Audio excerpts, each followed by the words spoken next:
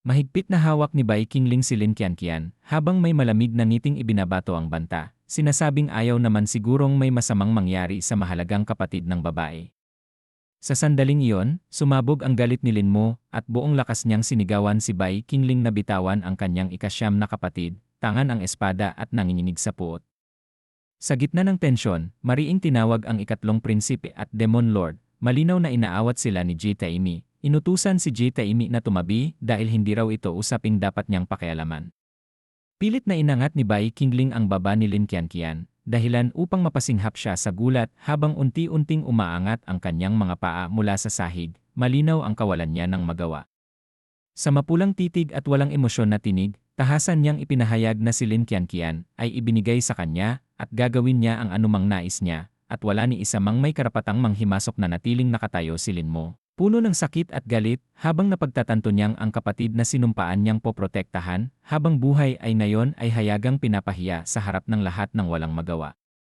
Sa naggangalit na sigaw, buong lakas na tinawag ni Lin Mo ang pangalan ni Bai Qingling habang itinaas ang espada at nagbanta ng kamatayan, ngunit sa isang iglap ay napatigil siya nang biglang magbago ang sitwasyon.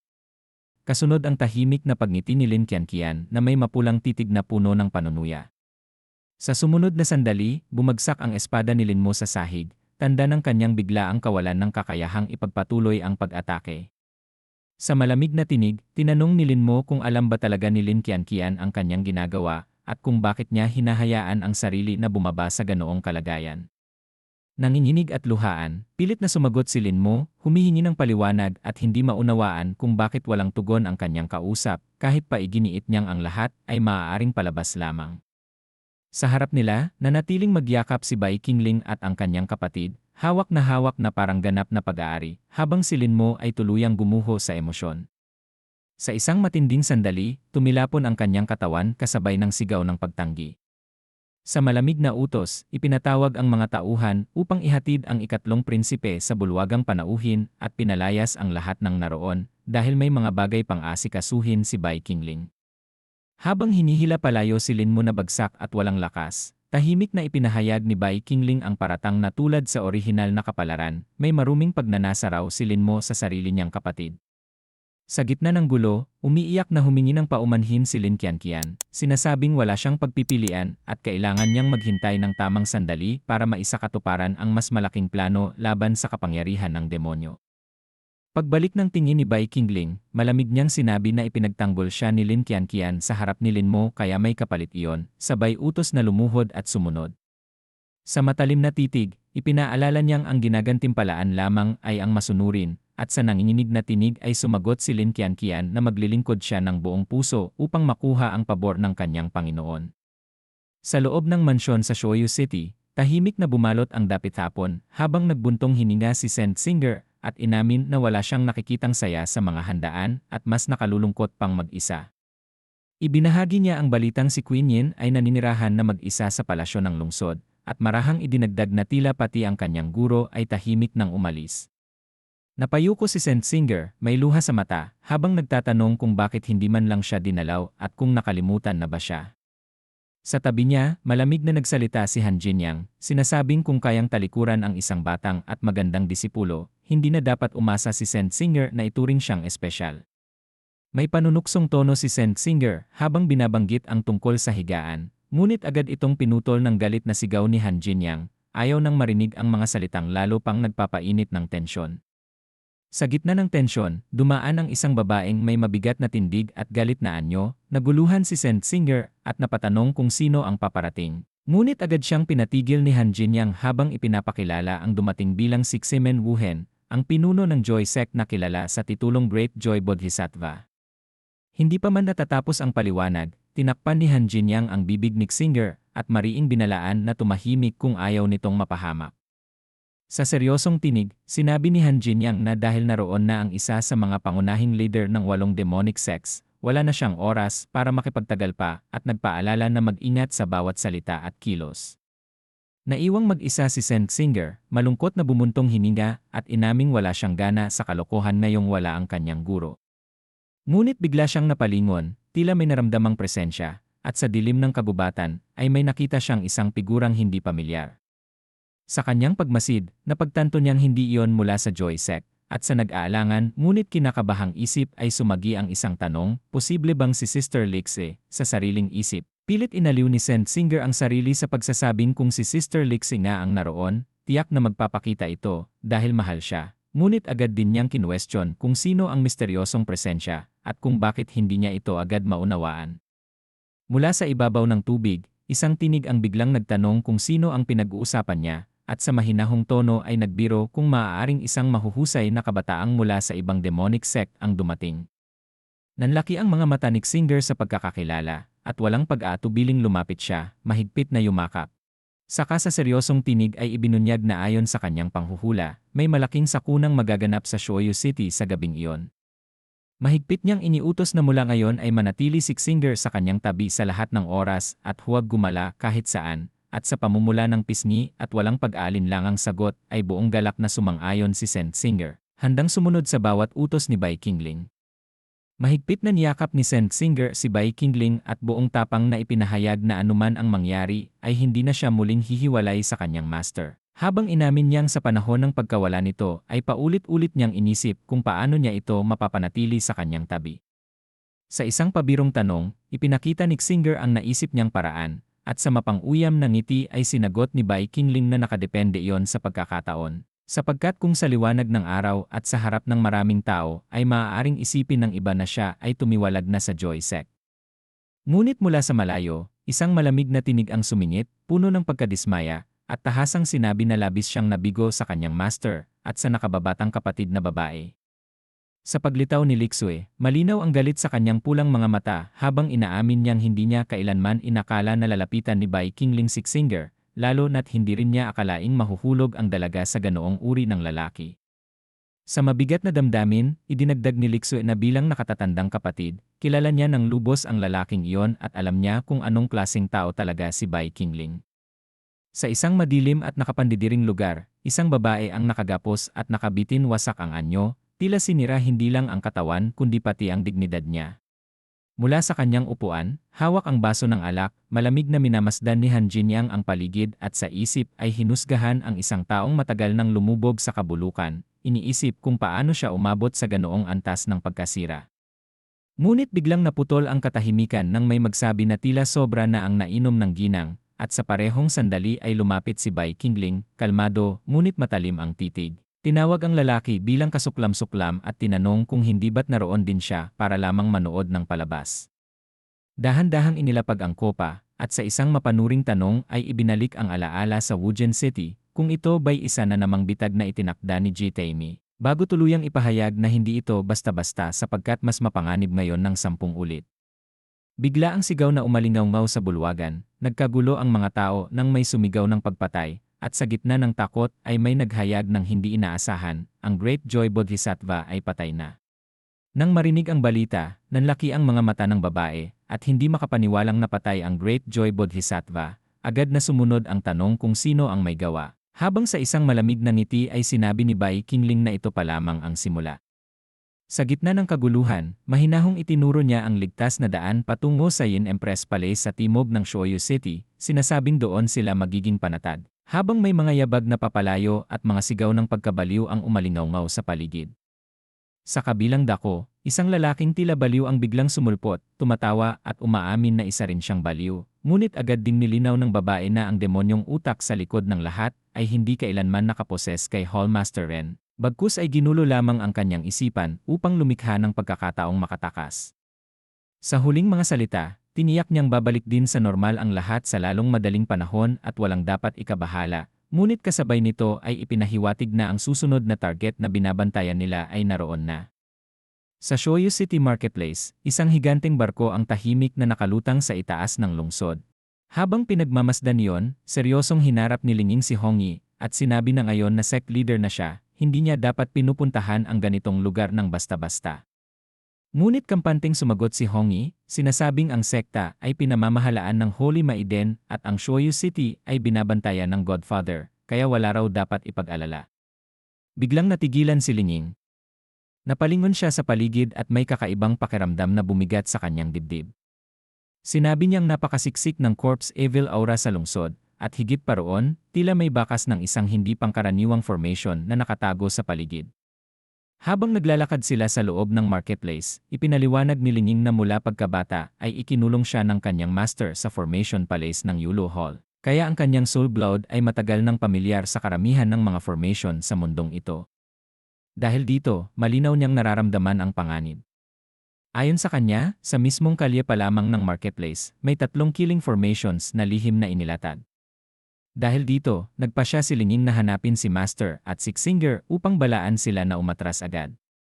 Bago siya tuluyang umalis, mariin niyang inutusan si Hongi na tumakas muna palabas ng lungsod. Kung sakaling may mangyari, kailangan niyang makipag-ugnayan gamit ang Spirit Jade.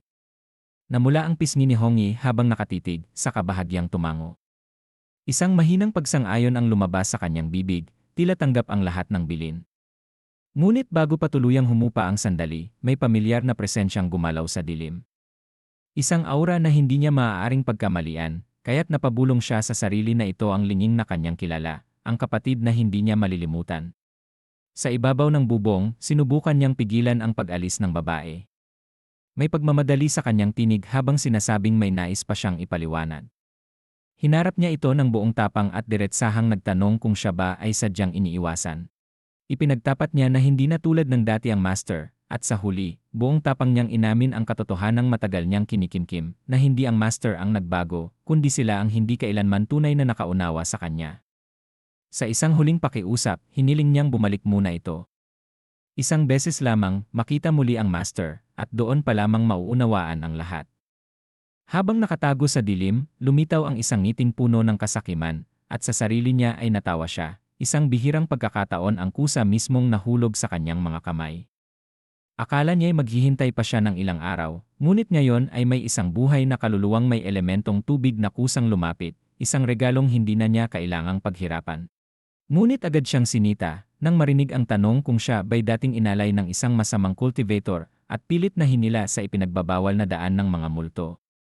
Galit siyang sumigaw, mariing itinanggi ang lahat. Iginiit na hindi masama ang kanyang ama at tunay siyang minamahal nito.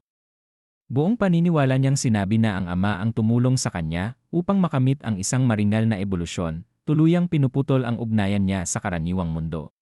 Sa gitna ng umiikot na hangin at mabangis na enerhiya, iniunat niya ang kanyang mga kamay at walang pag-aatubiling inutusan ang kalaban na isuko na ang masarap na buhay na kaluluwa, habang ang masamang balak ay tuluyan ng naglalantad. Sa mismong sandaling iyon, tumunog ang malinaw at malamig na himig ng kwerdas, at sa isang bagsak ng daliri sa instrumento, kumalat ang alon ng espiritual na tunog. Sa gitna ng umiikot na bughaw na alon ng tunog, tuluyang napigilan ang pagsugod ng halimaw at napaatras ito sa ere, tila hinahawi ng isang di nakikitang pader. Kalmadong nagsalita si Lingin, sinabi niyang kung ito raw ang coming sect, matagal na sanang tinanggap ng Blood Chef ang bagong bisita. Sa likuran, sumigaw si Hongi na handa siyang tumulong, biglang umalingaw ang isang malakas na sigaw at kasabay nito'y bumagsak ang kapangyarihan ng Badhasil. Isang dambuhalang pulang anyo ng stupa ang lumitaw sa himpapawid, binalot ng mga kumikislap na kadena na mabilis na sumakmal sa katawan ng halimaw. Napasigaw sa gulat habang ang mga pulang tanikala ay mahigpit na pumulupot, unti-unting sinasakal ang kanyang kalayaan. Si Hongi mapang-asar na sinabing nakakadiri raw na bumagsak siya bago pa man niya ilabas ang tunay na lakas.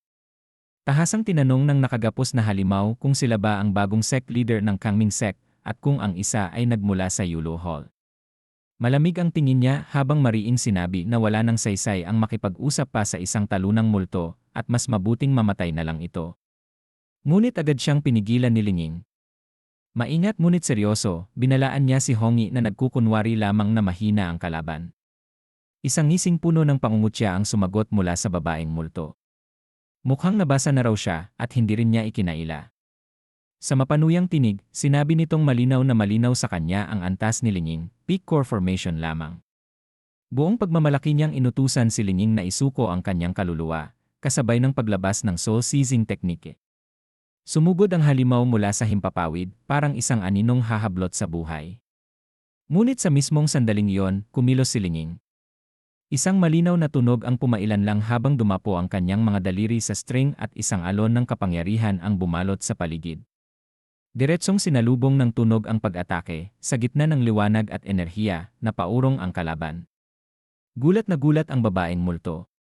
Hindi siya makapaniwala, lahat ng sakit at sakripisyong tiniis niya para sa lakas na halos umabot na sa unity level ay napigilan lamang ng isang disipulo ng Kangming sect. Sa galit at pagkabigla, napasigaw siya, paano raw posible na siya, na halos nasa rurok na ng kapangyarihan, ay naharang ng isang taong nasa peak core formation lamang. Sa kalmadong galaw ng kanyang mga daliri, marahang pinatugtog ni Linging ang mga kwerdas. May lamig ang kanyang tinig habang sinabi niya na ang sakit na kanyang tiniis ay lampas pa sa kayang maisip ng sinuman. Sa bawat nota, unti-unting bumigat ang hangin. Ipinaliwanag niyang matapos lamang pagdaanan ang matinding pagdurusa, sa kanya tunay na napag-aralan ang Demon Sound Path, isang teknik na mismong pinuri pa ng Bai Qingling Demon Lord. Napatawa ang kalaban, puno ng paghamak. Hindi raw siya naniniwala, hindi raw maaaring ang isang tulad ni Linging ang umabot sa ganoong antas. Ipinagyabang pa niyang nakuha niya mismo ang kaluluwa ng isang elder mula sa Joy Sect. Ngunit sa sandaling iyon, nagliwanag ang mga mata ni Linging. Mahinahon ngunit malamig niyang binigkas ang pangalan ng kanyang teknik, Song of Departed Souls. Biglang nagbago ang paligid. Isang mahiwagang tunog ang sumaklaw sa espasyo, at ang kalaban ay nataranta, hindi maunawaan kung anong uri ng kapangyarihan ang bumabalot sa kanya. Lumabas ang mga anino ng espiritu, bumibigat ang presyon. Napagtanto ng kalaban na kahit walang pisikal na katawan, hindi ibig sabihin ay hindi siya maaaring masaktan. Sa huli, nakatapak si Linging sa harap niya, mataas ang tindig, malamig ang titig. Diretsong nagtanong si Linging kung ano talaga ang pinagmulan ng kalaban. Nagkunwari ang babae at sinabing isa lamang siyang disipulo ng Evil Extreme Sect at ang ama raw niya ang pumilit sa kanya na manghuli ng mga kaluluwa at umatake sa kanila. Humingi pa siya ng awa at nagkunwaring kawawa. Ngunit bigla siyang tumawa ng baliw at sinabing hindi na raw niya kayang magpanggap pa. Sumabog ang pulang demonyong aura habang inilalabas niya ang tunay na lakas. Sinabi niyang kahit nasira ang soul-seizing demonton, hindi ibig sabihin ay kaya na siya talunin. Ipinakita niya ang tunay niyang espesyal na teknik, isang lihim na kakayahan na binuo mula sa libu-libong nagdurusang kaluluwa. Lumabas ang malalaking kamay na gawa sa demonyong enerhiya at sabay-sabay na dumakma pababa. Sinubukan ni Linging ang kanyang sound waves, ngunit nagulat siya dahil hindi ito gumagana. Maging ang sword key ng Kenming Sword Scripture ni Hongyi ay wala ring epekto. Sumigaw si Lingyin habang mahigpit na nakatayo sa likod ni Hongyi at inutusan siyang tumakas na agad, ngunit huli na ang lahat. Isang dambuhalang kamay na gawa sa purong ghost energy ang bumaba mula sa langit at piniga ang espasyo, habang napaatras si Hongyi at naramdaman kung gaano kalakas ang puwersong iyon. Tahimik na humingi ng tawad si Lingyin kay Hongyi habang pinipigilan ang sariling manginig at inamin na wala siyang nagawa upang protektahan siya sa sandaling iyon. Ngunit mumiti si Hongyi at mariing sinabi na huwag magsalita ng ganoon dahil si Sister Lingyin ang palagi niyang paboritong tao tulad din ng kanilang master. Sa gitna ng nagbabadyang panganib, mahigpit na hinawakan ni Hongyi ang kamay ni Lingyin at nagpa siyang lumaban kahit kapalit pa nito ang sarili niyang banal na kaluluwa, basta hindi lamang maagaw ang kay Lingyin.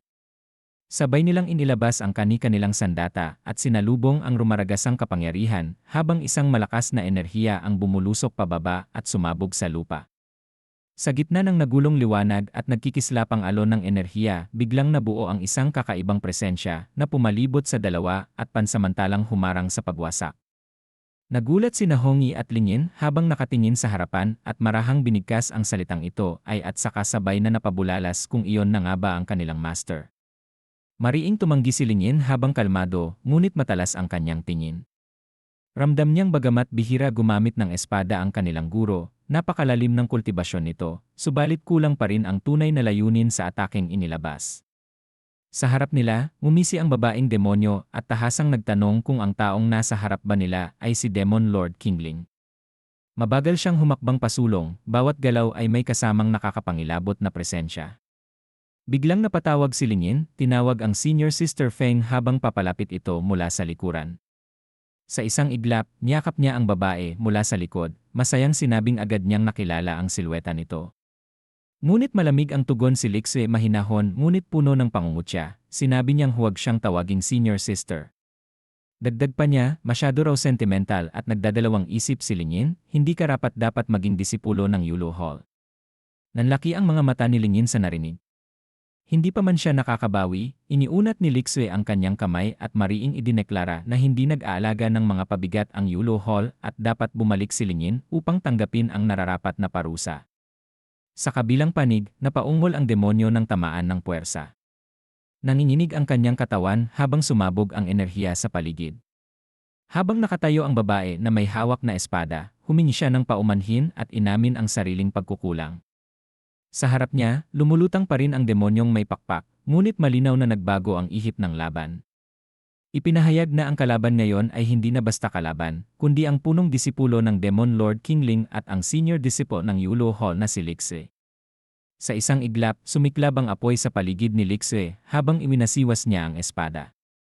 Umiikot ang naglalagablab na enerhiya na parang rumaragas ang alon ng apoy, sapat upang yumanig ang buong lugar. Napasigaw ang dalawang babaeng nanonood habang tinatanong kung anong klaseng teknik iyon. Ipinaliwanag na ito ang orihinal na banal na teknik ng kanilang guro, ang Nine Peaks Heaven Burning Art, isang teknik na hindi basta matututunan dahil ang katawan mismo ang kailangang magtiis sa walang katapusang pagliyab at matinding sakit. Bukod kay Lixue at sa kanilang guro, wala nang ibang taong kayang magsanay at magtagumpay rito. Biglang nagbago ang mukha ng demonyo. Ramdam niya na may mali at may paparating na panganib. Sa isang sulyap, halatang mas nakakatakot si Lixue kaysa sa babaeng tumutugtog ng zither kanina. Napuno ng takot at galit ang kanyang mga mata. Lumingon si Lixue at malamig na tinanong kung ano ang tinititigan ng demonyo. Kasabay nito, umatake siya ng walang pag-aalinlangan. Bumagsak ang naglalagablab na suntok, direktang tumama sa katawan ng kalaban, at sumabog ang apoy sa gitna ng himpapawid. Habang umiiyak sa matinding sakit ang kalaban at nagmamakaawang patawarin siya, malinaw na ramdam na hindi na niya kaya pang magpanggap. Ngunit kalmado at malamig ang tugon ni Lixue. Sinabi niyang itigil na ang pag-arte dahil matagal na niyang nakita ang lahat ng mumunting panlilinlang nito mula pa kanina. Mariing itinanggi ni Lixue ang paghingi ng tawad. Hindi raw ito pagsisisi kundi takot lamang sa nalalapit na kamatayan. Habang mahigpit niyang hinahawakan ang mukha ng kalaban, malinaw niyang sinabi na ngayon lang nito na pagtanto na mamamatay na siya. Sa gitna ng apoy at naggangalit na enerhiya, patuloy na nagmamakaawa ang kalaban at nangakong aaminin ang lahat. Sa gitna ng takot at pagkabaliw, isiniwalat niya na ang kanyang ama ay si Li Qianju, ang dakilang matanda ng Evil Extreme Sect, at siya raw ang nag-utos sa lahat ng ito. Sinabi rin niyang kasalukuyang naghihintay ang ama niya sa Tianwang Mountain sa labas ng Shaoyi City upang dalhin pabalik ang buhay na kaluluwa. Ngunit hindi na tinag si Lixue. Sa isang iglap, muling sumiklab ang nag-aalab na kapangyarihan habang sinugod niya ang kalaban. Sa isang malakas na banggaan, tuluyang nawasak ang anyo nito sa gitna ng naggangalit na apoy at liwanag.